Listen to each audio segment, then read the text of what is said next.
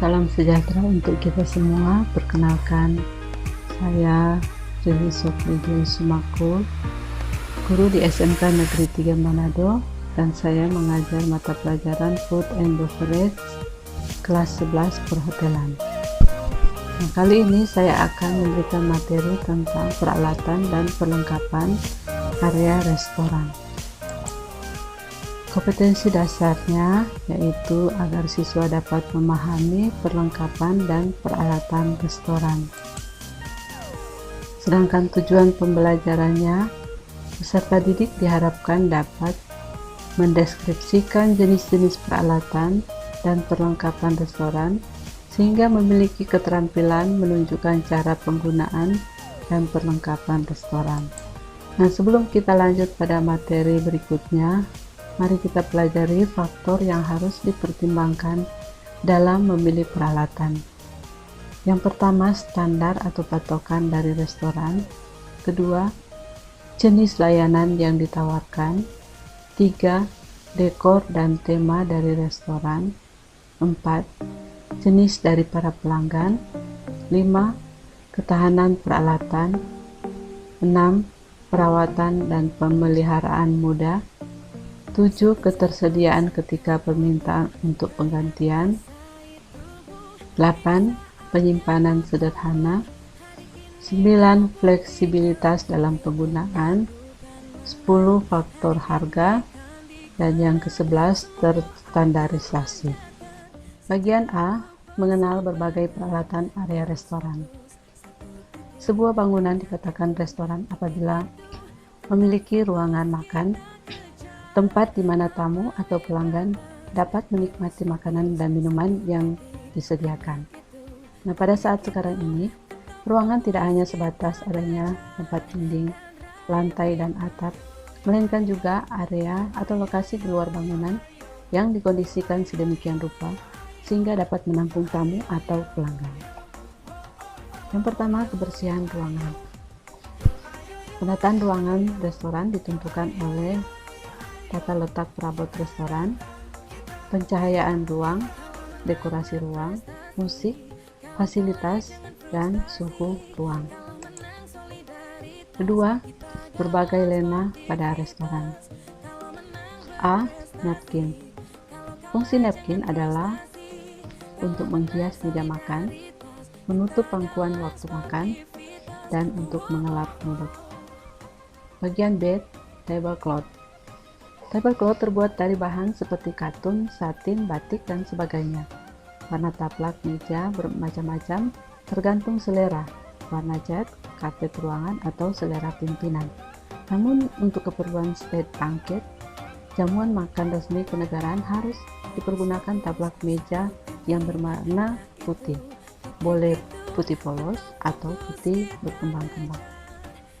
Molton atau undercloth merupakan kain tebal lunak yang bersifat menyerap cairan. Molton ini dipasang di atas permukaan meja makan sebelum dipasang tablecloth. Biasanya terbuat dari kain flanel atau bahan selimut. Fungsi molton yang pertama, untuk menyerap cairan yang tumpah di atas permukaan meja makan sehingga cairan tersebut tidak meluber kemana-mana. Kedua, untuk melindungi permukaan meja makan agar tidak cepat rusak oleh benda-benda panas yang diletakkan di atasnya. 3. Untuk meredam bunyi pada saat benda-benda berat diletakkan di atasnya seperti teapot, teacup, dan lain-lain. Keempat, untuk menambah kerapian permukaan meja makan, dan yang kelima, untuk menahan taplak meja supaya tidak mudah meleset. 3. Meja restoran. Beberapa bentuk meja yang digunakan di restoran seperti bulat persegi 4, 4 persegi panjang, dan setiap meja ada untuk 2 orang, 4 orang, sampai 12 orang tamu. Selanjutnya kita membahas tentang jenis-jenis table.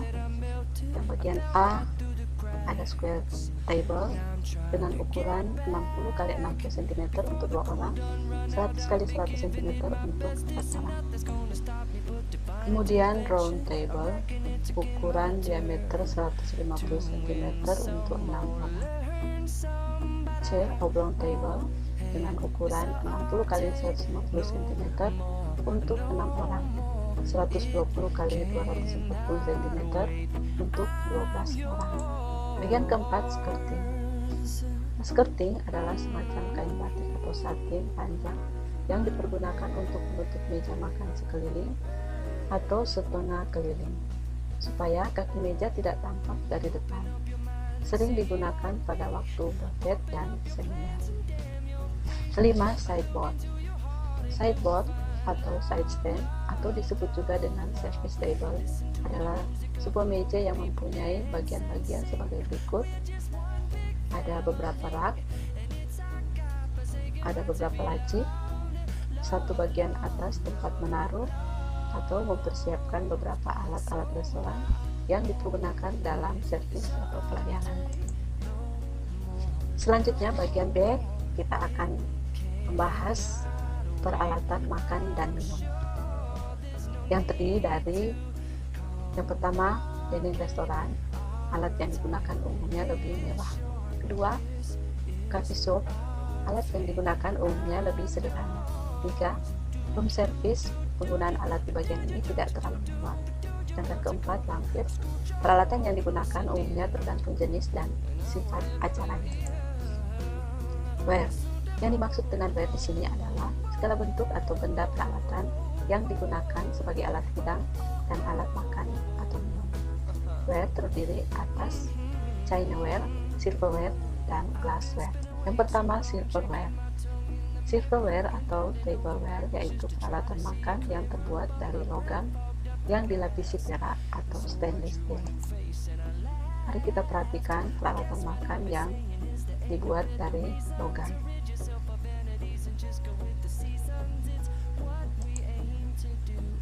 Kedua, glassware. Glassware ada yang tidak bertangkai dan gelas yang bertangkai. Inilah jenis-jenis glassware. 3. Chinaware. Chinaware adalah pecah belah yang terbuat dari bahan keramik, porselin, atau tembikar untuk keperluan operasional restoran. Untuk peralatan yang terbuat dari keramik pada umumnya mempunyai dinding yang tebal, permukaannya sedikit kasar, namun mempunyai ketahanan yang tinggi. Bagian A, platter, adalah piring dengan berbagai ukuran, yaitu ada yang small, medium, dan large. Mempunyai 3 bentuk, ada yang berbentuk lonjong, oval platter, bulat, round platter, dan persegi panjang, dan rectangular platter. Mulai dari dinner plate, gambarnya seperti ini. Piring ceper besar yang dipergunakan untuk menyajikan hidangan utama berdiameter 26 cm. Kemudian soup plate seperti ini gambarnya, dessert plate, P&B plate. Bagian B, cup.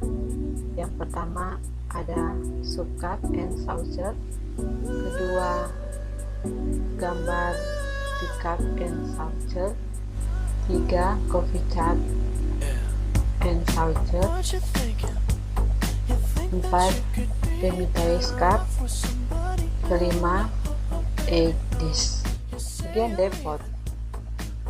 Pot terdiri dari teapot dan coffee pot. E, jugs. Ada milk jugs, water jug. Kemudian bowl, soup bowl, cereal bowl, ginger bowl, sugar bowl, dan bagian G, ashtray atau ashtray. Nah, adapun peralatan yang digolongkan ke dalam table aksesoris adalah yang pertama, table number, 2 flower vase, 3 menu card, 4 salt and pepper shaker, 5 ashtray, 6 coffee box, 7 candelabra, 8 chopstick stand, dan 9 table lamp. Oke, demikian materi saya kali ini. Terima kasih dan sampai berjumpa di materi berikutnya.